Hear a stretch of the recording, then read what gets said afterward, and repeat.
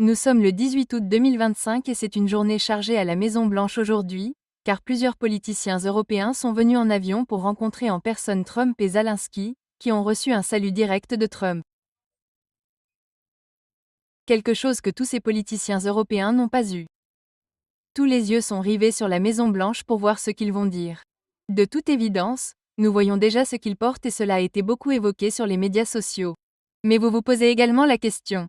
Est-ce que tout cela a de l'importance, n'est-ce pas? Toutes les discussions d'aujourd'hui, quelles que soient les décisions prises, quoi que dise Trump lorsqu'il décrochera le téléphone et appellera le président russe Poutine à la fin de la journée pour lui dire apparemment que Zelensky a accepté ceci ou cela, nous ne savons pas ce qu'il dira. Mais est-ce que tout cela a de l'importance dans le grand schéma des choses? Quand on regarde le champ de bataille, quand on regarde la guerre d'usure que la Russie mène contre les forces de Kiev, et quand on regarde la capacité de l'OTAN à continuer de mener cette guerre par procuration contre la Russie, eh bien, nous avons abordé toutes les dernières nouvelles concernant cette question très importante avec un invité spécial plus tôt. Écoutons donc cette conversation. Je suis maintenant rejoint par André Martanov, auteur chevronné et expert militaire russe. André, merci beaucoup d'avoir pris le temps de me rejoindre. Oh, c'est un plaisir, toujours, à tout moment. C'est toujours un plaisir de vous avoir dans l'émission. Maintenant, j'aimerais avoir votre avis sur les dernières nouvelles, car comme nous l'avons tous regardé vendredi, le président Trump a eu ce sommet en personne avec le président russe Poutine. Et puis dès que nous sommes arrivés lundi, non seulement Zelensky s'est précipité à la Maison-Blanche pour des entretiens, mais nous avons également eu plusieurs politiciens européens, dont le président français Emmanuel Macron, le chancelier allemand Friedrich Merz, le premier ministre britannique Keir Starmer, la présidente de la Commission européenne Ursula von der Leyen et le secrétaire général de l'OTAN Mark Rutte. D'accord, c'est un peu long. Mais quand il s'agit de savoir à quel point ces discussions comptent dans le grand schéma des choses, les vraies discussions ont eu lieu vendredi, comment voyez-vous cela? Est-ce juste une question d'attirer l'attention des médias et de divertir Trump ou y a-t-il plus que cela? Eh bien, c'est à la fois du kabuki classique et du cirque médiatique. Et il y a plus que cela. Évidemment, les Européens détestent les Russes. Bon, éliminons ces vieilles ordures, vous savez, et ces bruits blancs. C'est de cela qu'il s'agit. Ma vidéo s'appellera Débranchez-vous, vous savez, débranchez-vous de ce bruit médiatique. Parce que ces panais, c'est ce qu'ils font. Ils n'ont aucune humanité, aucune intégrité, rien. Ils vont juste tellement déformer les choses que ça embrouille les gens. Mais la réalité, c'est que l'Europe veut tuer les Russes. C'est aussi simple que ça. La majorité de la population européenne, pas toute, mais la majorité, je ne sais pas quelle est la majorité, 55 ou 85%, veut la mort des Russes. La Russie, démantelée, et ses sous-hommes, comme moi, par exemple, je suis déclassé, parce que je suis slave. Donc c'est, pour avoir ces ressources de la Russie. Point final, c'est la seule chose. L'Europe, en tant que bande de paupers, n'a pas de ressources dont on puisse parler. Elle n'a pas d'énergie, et maintenant elle dépend complètement de la bonne volonté des États-Unis, qui peuvent ou non lui fournir, par exemple, le gaz naturel liquide essentiel. L'Allemagne, en particulier, a ses économies tournées vers l'exportation qui ne sont ni viables ni durables, et nous savons déjà ce qui s'y passe. Le Royaume-Uni est éliminé, la France est éliminée et l'Allemagne est éliminée. 3 pays européens essentiels et il faut comprendre que la Russie et les États-Unis opèrent dans un environnement différent. Et ils opèrent dans une dimension différente, notamment en raison de leurs gigantesques arsenaux nucléaires et de leur statut de superpuissance nucléaire militaire. Donc, vous avez ces chihuahuas européens qui ont besoin de, vous savez, ils voulaient ça, ils avaient besoin de cette guerre, vous savez, et eux, ce sont des gens, qui ne sont pas normaux, socialement ou culturellement, les gens. L'Europe n'est plus l'Occident, c'est une entité post-chrétienne, dégénérée, qui est dirigée par ce gynécologue et probablement, vous savez, un asilatant, vous savez, un adepte. Ils se sont en gros mis sur l'autel des agendas idéologiques, étant des gens absolument incroyablement stupides. Et maintenant, tout à coup, ils reconnaissent que, oui, les superpuissances vont agir, vous savez, au-dessus de leur tête. Ils n'ont pas de réel, eh bien, ils vont essayer de convaincre Trump, ce qui n'est pas difficile. Trump est un homme narcissique, c'est un homme qui ne se souvient pas de ce qu'il a dit il y a 2 minutes. Il faut qu'on garde ça pour soi. Donc, au final, c'est toute cette agitation, vous savez, cette agitation, vous savez, une bande de ces gens, vous savez, ou comment dire, des rats qui essaient de quitter le navire qui coule. Et c'est exactement ce qui se passe. Donc, ils vont essayer de convaincre Trump de soutenir d'une manière ou d'une autre la guerre contre la Russie, mais eux, les choses concrètes, pour ainsi dire, ne sont pas là. Nous le constatons tous les jours. Vous regardez la carte et vous regardez le décompte, l'Ukraine est à court d'humains, pas seulement d'hommes, d'humains pour la combattre. Et, maintenant vous avez cette bande de losers de France, du Royaume-Uni ou d'Allemagne qui sont pathétiques militairement. Ils ne peuvent même pas fournir une seule brigade pour faire quoi que ce soit. Ils prétendent donc pouvoir influencer les choses sans comprendre que la guerre, aussi triste que cela puisse paraître, a toujours été et restera le principal outil de la géopolitique appliquée. J'écris constamment des livres là-dessus. Peu importe ce que vous dites. Ce qui compte, c'est le rapport de force et de moyens dont vous disposez par rapport à votre ennemi. L'Europe n'en a aucune. Elle n'est pas viable économiquement. Elle est culturellement post-chrétienne, post-occidentale, peu importe ce que vous voulez, c'est juste une culture fondamentalement dégénérée. Et ils ne peuvent l'influencer d'aucune façon, sauf en commettant des actes terroristes, en tuant des civils russes. Ils adorent tuer des civils russes. Et donc, que puis-je dire? Si vous regardez attentivement leur classe politique, ils aiment ça, vous savez, eh bien, ils aiment ça tout en étant effrayés, au point de perdre complètement la tête, mais ils aiment ça. Ils n'aiment rien de plus que les Russes. C'était le cas pendant des millénaires. Cela continuera d'être le cas parce que c'est ce qu'est l'Europe. Et que puis-je dire? Cela a été démontré de manière manifeste au cours des 30 derniers mois. Et il n'y a absolument rien à dire avec l'Europe. Donc la seule chose qu'ils peuvent faire maintenant, comme nous l'avons déjà dit, c'est de se précipiter à Washington DC et d'essayer de convaincre ce type narcissique qui veut désespérément son prix Nobel de la paix, et c'est à peu près tout. Mais peu importe, ce qui se passe dans le monde aujourd'hui a ses racines et sa dynamique alimentée par les lignes de front des opérations militaires spéciales et les nouvelles sont très mauvaises pour l'OTAN et l'Occident combinés. Oui, et je pense que c'est un point vraiment important comme vous l'avez noté. Je veux dire que ces politiciens européens peuvent venir à Washington, ils peuvent dire ce qu'ils veulent, mais de quoi sont-ils capables? De quoi les États-Unis sont-ils capables? Parce que si les États-Unis étaient capables de beaucoup plus, nous aurions pu assister à une rencontre très différente entre Trump et Poutine vendredi. Mais nous ne l'avons pas fait, et il y a manifestement une raison à cela. Avant d'aborder le sommet de vendredi, je voudrais mentionner le post de Trump sur Truth Social, car je l'ai trouvé intéressant. Dimanche soir, il s'est connecté et a déclaré, je cite, « Le président ukrainien Zelensky peut mettre fin à la guerre avec la Russie presque immédiatement s'il le souhaite, ou il peut continuer à se battre. » Vous vous souvenez comment tout a commencé? Pas de retour en arrière, car il prétend qu'Obama a donné la Crimée et que l'Ukraine n'a pas rejoint l'OTAN. Il est clair que Trump n'a pas tous les faits en main, mais c'est très intéressant pour moi, car je regarde ces discussions aujourd'hui et je me dis, d'accord, disons que Zelensky dit, ouais, d'accord, nous allons arrêter d'essayer de prétendre que la Crimée est à nous et nous allons arrêter d'essayer d'entrer dans l'OTAN. Je ne pense pas que cela suffise pour que la Russie en finisse avec cette opération militaire spéciale. Il est clair que la Russie ne cesse de souligner bien d'autres choses lorsque Poutine ne cesse de parler des causes profondes. Alors, comment voyez-vous ce genre de démonstration de fumée selon laquelle Zelensky doit juste accepter 2 ou 3 choses alors qu'il est clair qu'il y a bien plus d'éléments sur la table que la Russie prend en compte? Ouais, vous avez mis le doigt dessus. Et le fait est que le docteur McGregor a déclaré aujourd'hui que c'est l'une des rares choses sur lesquelles je suis d'accord avec lui, vous savez, c'est que c'est la guerre américaine, c'est la guerre américaine. L'Amérique est partie prenante de cette guerre, malgré ce garçon, Marco Rubio, qui essaie de dire « Oh non, ce n'est pas le... Vous savez, nous ne sommes pas. Vous savez, les participants à la guerre, bien que nous soyons impliqués, vraiment, mec. Essayez de mentir à votre famille. » Il n'est pas spécialiste des relations internationales. Il est juste avocat, vous savez, ce qui est essentiellement contrôlé par Adon, vous savez, Miriamson. Donc je veux dire, oui, ce sont des gens de la PAC. Mais le fait est que les États-Unis ont perdu la guerre, mais parce que les États-Unis sont toujours très importants, contrairement à l'Europe. Évidemment, la Russie a probablement fourni la dernière porte de sortie à Trump pour essayer d'extorquer les États-Unis sans être complètement humiliés, mais ils ont été humiliés ou vous en savez déjà assez. Donc nous savons que, c'est ce que je dis depuis de nombreuses années maintenant, les États-Unis sont un tigre de papier sur le plan militaire, vous savez.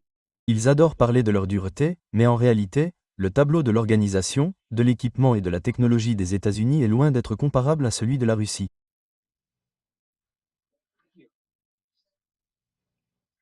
Et donc le fait est que voici l'opération qui a été dite par Poutine à Anchorage, si vous ne la prenez pas, alors désolé, et vous avez tout à fait raison.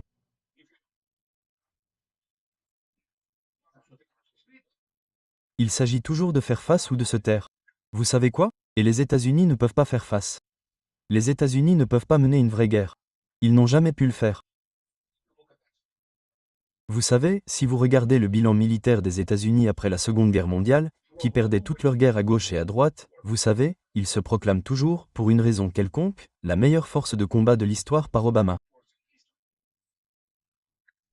Donc non, c'est du sérieux. Et le seul problème ici, c'est que j'ai ri. Monsieur Witkoff a dit quelque chose de blablabla à CNN, et en gros, ce qui s'est passé, c'est que des progrès incroyables ont été réalisés, que les Russes ne vont pas toucher à ces 5 autres obélisques d'Ukraine et ne pas aller en Europe. Les Russes ne veulent pas. Ils ne l'ont jamais fait. Je veux dire, c'est ce qu'ils disent et expliquent aux gens que les Russes ne veulent pas mettre ces 19 ou 17 millions qui restent en Ukraine sur leur bilan pour que cette bande de Russes déteste les gens, vous savez, et que tout le monde les déteste. Puis les intégrer soudainement à la Russie. Non, je peux vous dire une chose. Les Russes en ont déjà assez des républiques de Donetsk et du Donbass, et ils continuent toujours à nettoyer ces écuries remplies de toutes sortes de corruption ukrainienne, même aujourd'hui, alors qu'elles font déjà partie de la Russie depuis longtemps. Le facteur, donc l'idée que les Russes veulent gouverner les Ukrainiens est ridicule. Mais plus ils tergiversent, plus ils jouent à ces jeux, ce qui est la seule chose qu'ils savent faire. Aucun d'entre eux n'a de qualité d'homme d'État. Aucun, y compris Trump. Trump n'est pas un homme d'État, c'est un homme de spectacle. Mais si vous regardez attentivement les Européens, ils sont encore plus pathétiques que Kim parce qu'ils sont complètement impuissants. Et je ne sais pas si ces gens sont déviants de toutes sortes de choses. Vous savez, si vous regardez, l'Europe est depuis longtemps un centre pédophile et vous savez, donc c'est eux et quand vous regardez attentivement cela, qu'allez-vous dire? Faire? Ouais. Créer du bruit blanc, créer cette chose. Mais la réalité est que la réalité sur le terrain continue d'évoluer comme le souhaitent les Russes. Et plus ils tergiversent, plus ils s'impliquent dans ce cirque médiatique, plus d'Ukrainiens seront tués et plus de territoires tomberont inévitablement sous contrôle russe.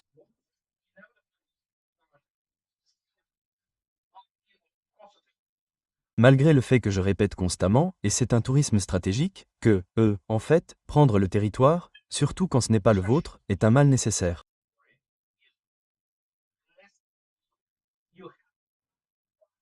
Vous devez le faire, mais l'objectif principal reste le même, vous devez anéantir physiquement les forces de l'ennemi. Et c'est ce que les Russes ont fait, de manière très efficace, en démilitarisant non pas l'Ukraine. L'Ukraine est un État virtuel.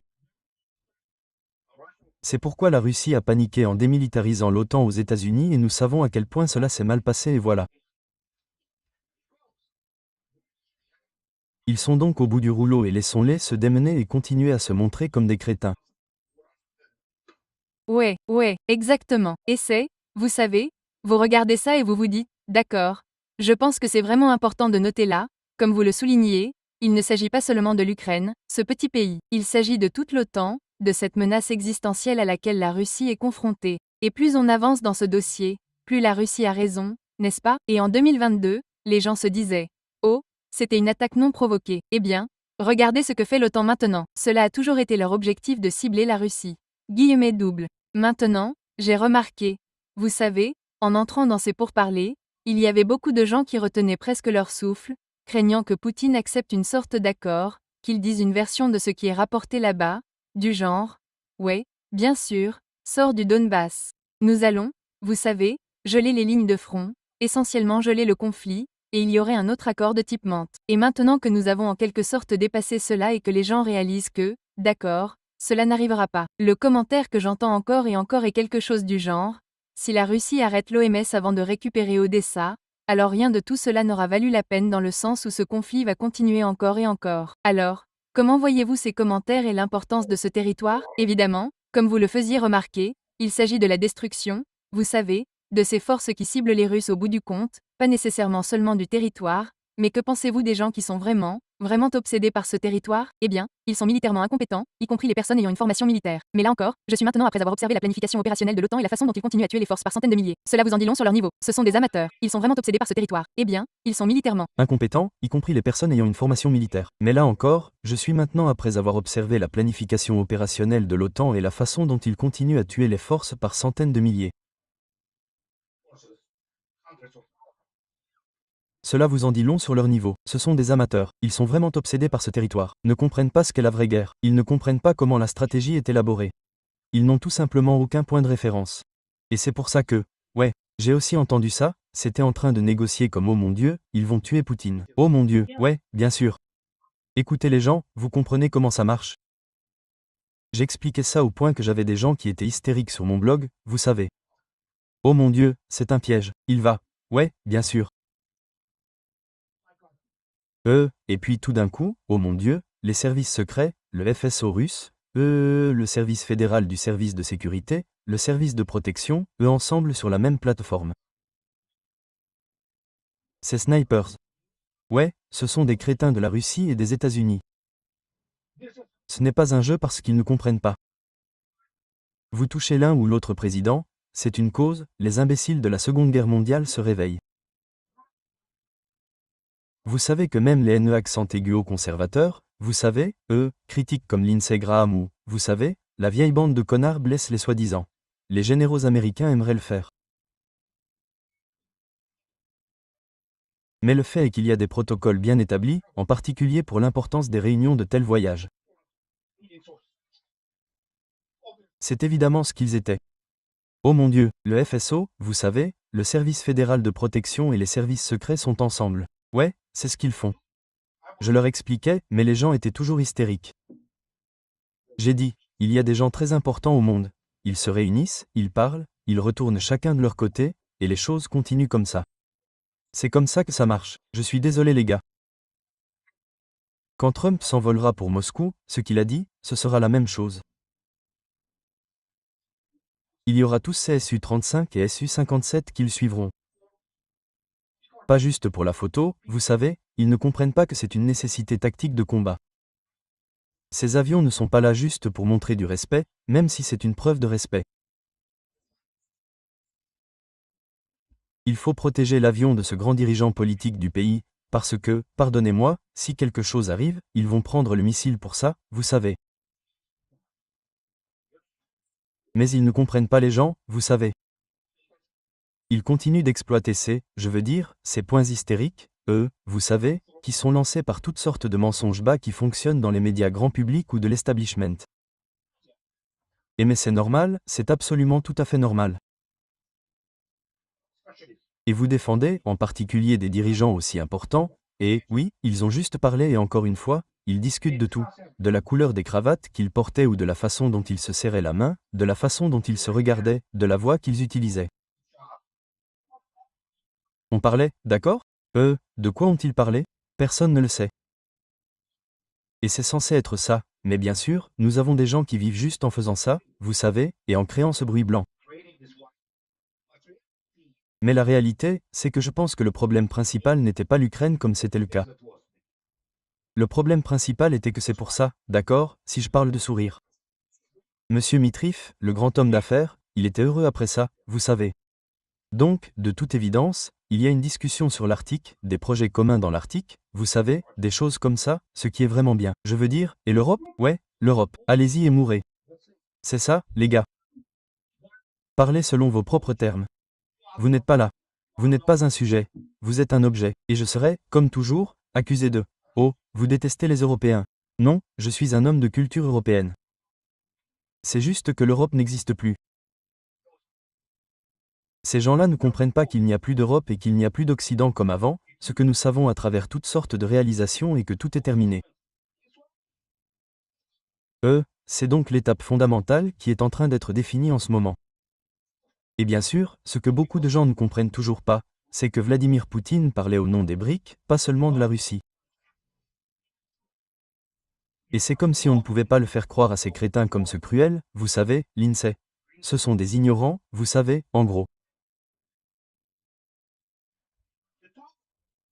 Et donc, quand on en parle, les États-Unis n'ont qu'un seul moyen de se sauver, compte tenu des conditions économiques catastrophiques qui sont, et nous savons déjà qu'on ne peut plus imprimer de monnaie, c'est juste de s'engager d'une manière ou d'une autre dans une sorte d'activité économique qui émerge à travers ce colosse. Je veux dire, les BRIC, économiquement et militairement, sont colossales. Et donc, et c'est la réalité. C'est ça. Les États-Unis sont essentiellement seuls dans ce cas parce que l'Europe est le déjeuner des Américains.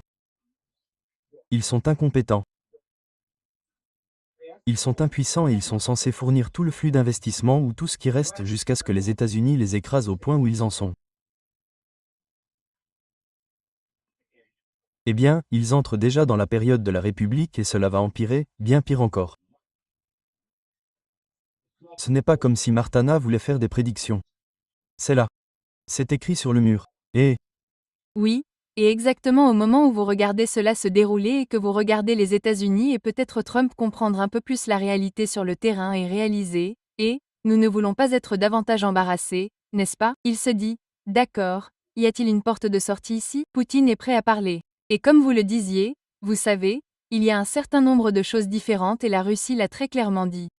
Il y a un certain nombre de questions dont les États-Unis et la Russie doivent discuter qui vont au-delà de la guerre en Ukraine. C'est presque un petit incident par rapport à tous ces autres problèmes. L'un d'eux est le fait que le dernier traité nucléaire entre les États-Unis et la Russie expirera en février de l'année prochaine. Et je sais que la Russie a déclaré « il faut qu'on règle ça ». Même la Chine dit « il nous faut une sorte de traité ». Et les États-Unis semblent agir comme s'ils ne pouvaient pas, ils ne se souciaient pas du tout du monde, tout allait bien. Est-ce quelque chose qui vous préoccupe? D'autant plus que même si oui, nous avons des pourparlers, les États-Unis veulent toujours affaiblir la Russie par tous les moyens possibles et l'Europe est là pour tenter de les aider à le faire. Il y a donc toujours une menace majeure qui pèse sur la Russie. C'est juste dans le sens où vous avez tous ces gens qui veulent nuire à la Russie au bout du compte, même s'ils n'en sont pas pleinement capables. Oh non, il y a un fil conducteur. Il y a toujours un fil conducteur venant de l'Occident.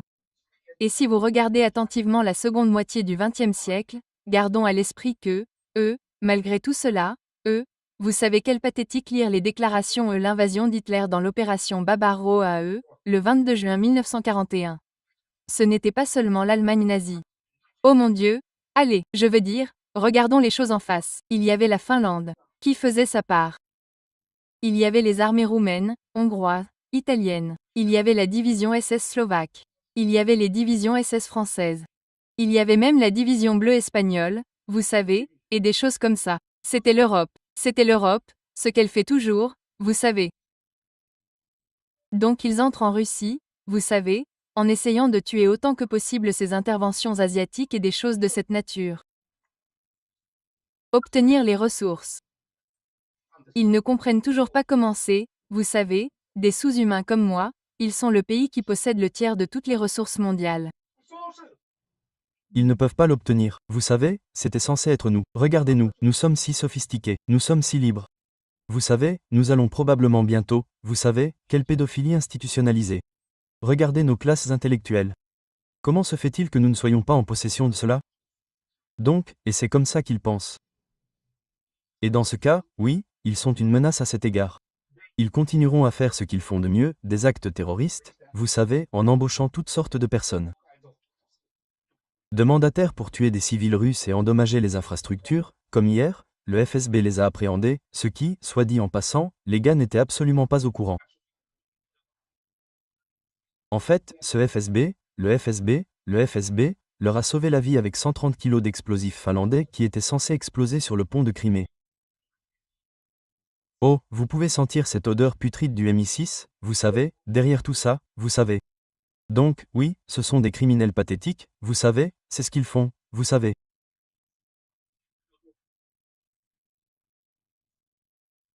Donc, et ils continueront à le faire, mais dans le cadre plus large des choses, la seule chose qui parle, c'est la corrélation des forces et des moyens, et l'OTAN combinée. L'OTAN est tellement en retard technologiquement et tellement pathétique sur le plan opérationnel qu'à ce stade, vous dites, oh, oui, j'ai peur que les Russes envahissent l'Europe, vous savez, comme Witt l'a dit, ouais, exactement.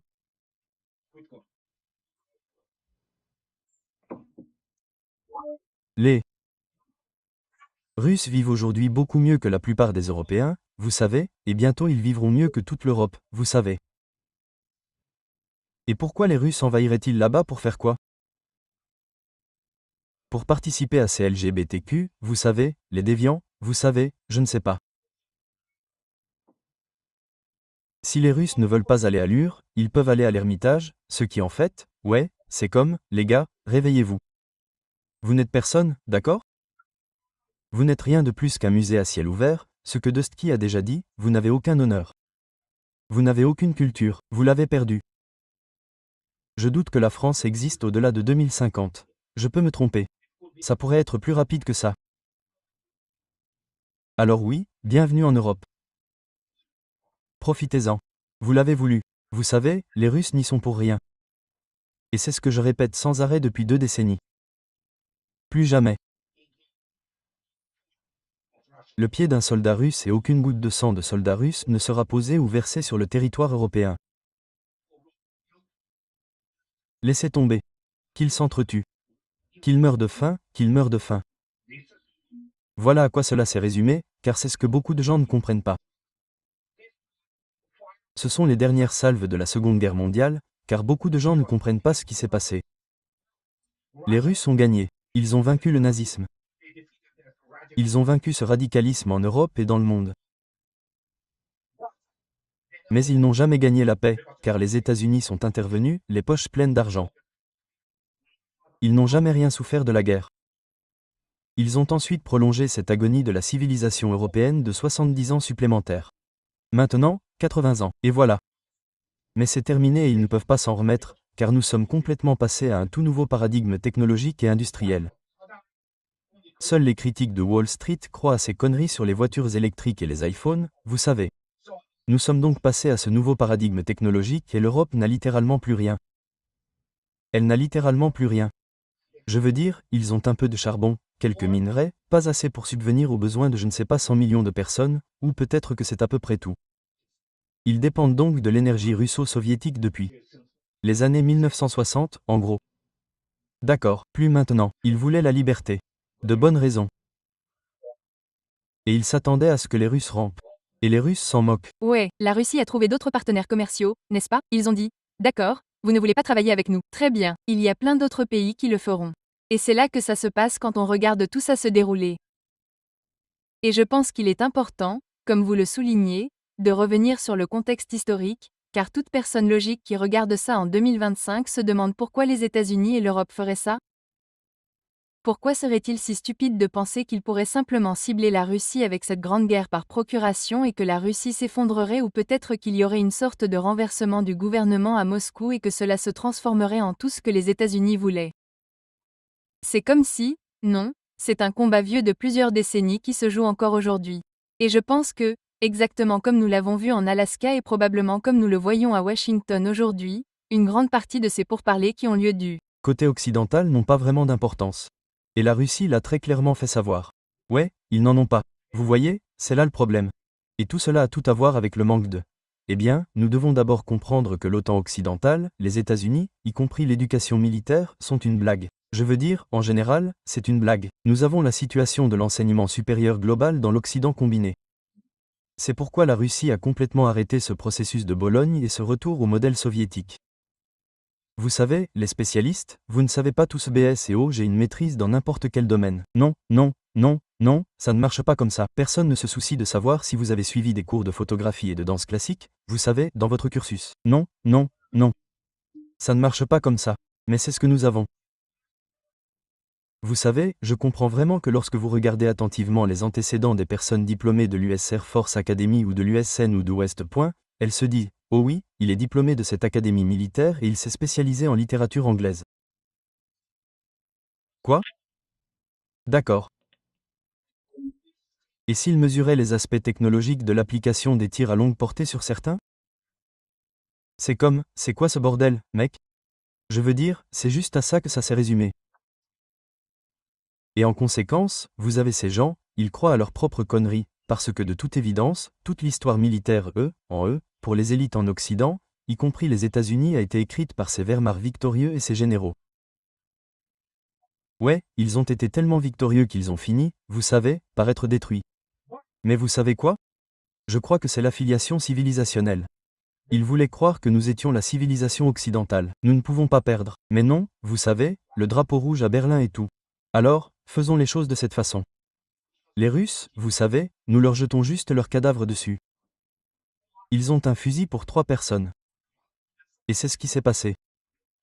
Ils ont réécrit ces citations victorieuses, entre guillemets. Les généraux de Wehrmacht, ils ont écrit cette histoire, l'histoire militaire des États-Unis et de l'Occident.